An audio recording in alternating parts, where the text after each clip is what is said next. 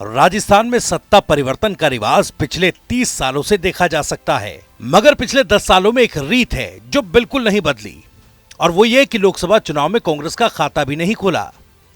2018 में कांग्रेस विधानसभा चुनाव जीती थी। माना जा रहा था कि लोकसभा में भी उसका फायदा मिलेगा, लेकिन 2019 के लोकसभा चुनाव में कांग्रेस को एक बार फिर शून्य से संतोष करना पड़ा। अब 2023 का विधानसभा चुनाव कांग्रेस हारकर सत्ता से बाहर हो चुकी है। उसके सामने चुनौती 25-0 की बीजेपी की हैट्रिक की है। अब कांग्रेस सत्ता से बाहर जरूर हुई, मगर इस बार उसका अपने प्रतिद्वंदी से सीट के मामले में अंतर अन्य चुनावों की अपेक्षा बेहतर है। कांग्रेस ने इस बार विधानसभा चुनाव में 200 में से 70 सीटों पर जीत दर्ज की है। अगर कांग्रेस की इस जीत को लोकसभा वाइज कंपेयर किया जाए तो कांग्रेस ने बीजेपी के कब्जे वाली 11 लोकसभा सीटों पर बढ़त हासिल की है। कांग्रेस की इस बढ़त को लोकसभा 2024 के नतीजों से जोड़कर देखा जा रहा है और संभावना जताई जा रही है कि इस बार कांग्रेस बीजेपी को क्लीन स्वीप नहीं करने देगी। दरअसल 2014 और 2019 के चुनावों में बीजेपी और उसके सहयोगी दलों ने सभी 25 की 25 सीटों पर कब्जा किया था, लेकिन कहा जा रहा है कि इस बार हालात बदलते हुए दिखाई दे रहे हैं। राजस्थान में गहलोत वर्सेस पायलट विवाद कांग्रेस के लिए बड़ी समस्या मानी जा रही है।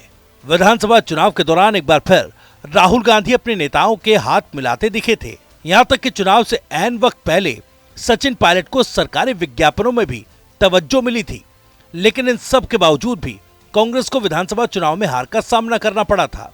लेकिन अब चुनाव नतीजों के आधार पर माना जा रहा है कि बीजेपी को इस बार कड़ी चुनौती का सामना करना पड़ सकता है।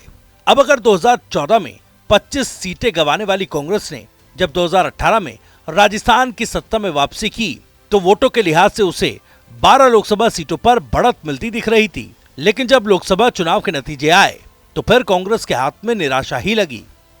प्रदेश की सत्ता में होने के बावजूद कांग्रेस बड़े बड़े नेताओं के साथ ही मुख्यमंत्री अशोक गहलोत के बेटे वैभव की जोधपुर सीट भी बचाने में नाकाम रही। जोधपुर अशोक गहलोत का गृह जिला है, जहां से वो खुद सांसद रह चुके हैं।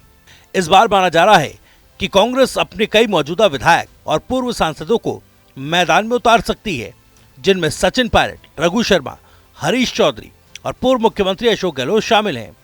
रघु शर्मा ने तो 2018 में लोकसभा का उपचुनाव भी जीता है, जब प्रदेश और देश दोनों ही जगह बीजेपी की सरकार हुआ करती थी।